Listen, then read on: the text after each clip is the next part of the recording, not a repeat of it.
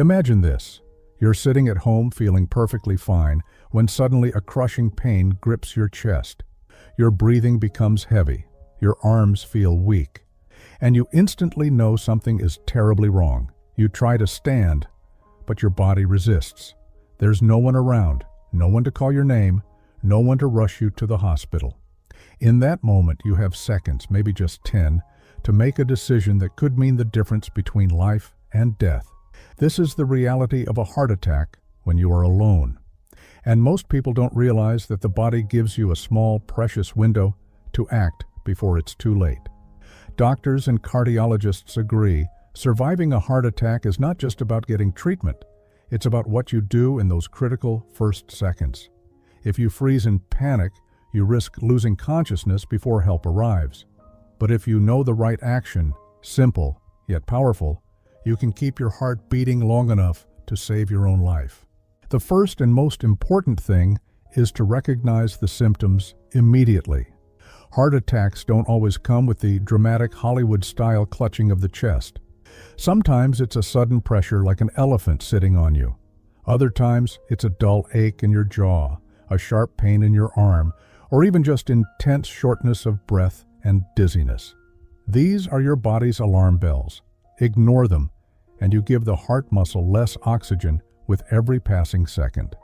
When alone and feeling the onset of a heart attack, you can't wait passively for rescue. You must act, and act fast. One technique that has saved countless lives is controlled coughing, often called cough CPR. As soon as you feel the symptoms, take deep breaths to fill your lungs with oxygen. Then cough deeply and firmly as if you're trying to clear something stuck in your chest. Each cough should be strong and spaced about every 2 seconds. Why? The coughing forces your chest muscles to contract and squeeze your heart, maintaining circulation and blood flow to your brain until normal rhythm is restored or until help arrives. It also keeps you conscious long enough to dial emergency services. Speaking of which, your next move is to call for help immediately. If you have a mobile phone within reach, dial emergency services before you do anything else. Put it on speaker so you can keep coughing while talking to the dispatcher. Even if you think the pain might go away, don't gamble. Many survivors admit they hesitated thinking it was just indigestion and nearly lost their lives because of that delay. Another life-saving move is to stay seated or lie down in a comfortable position, ideally with your head slightly raised. This reduces strain on your heart. Avoid trying to walk around or push through the pain, as this increases your body's oxygen demand and can cause your heart to stop faster. If you have aspirin nearby, chew it slowly rather than swallowing whole. Chewing helps the drug absorb into your bloodstream faster, thinning the blood and reducing clot formation, one of the main causes of heart attacks.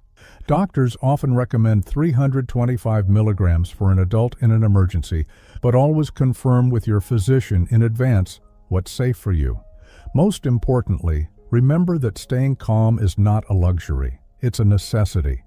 Panic accelerates your heartbeat, making your heart work harder when it's already in crisis. Focus your mind on steady breathing, rhythmic coughing, and the knowledge that these actions are buying you precious time. Heart attacks kill millions each year, but many of those lives could be saved if people knew what to do in the first 10 seconds. You might never think it will happen to you, but in that rare, terrifying moment, having this knowledge could be the only reason you live to see another day. Life doesn't always give you second chances, but if you prepare your mind and remember these steps, you just might give yourself one.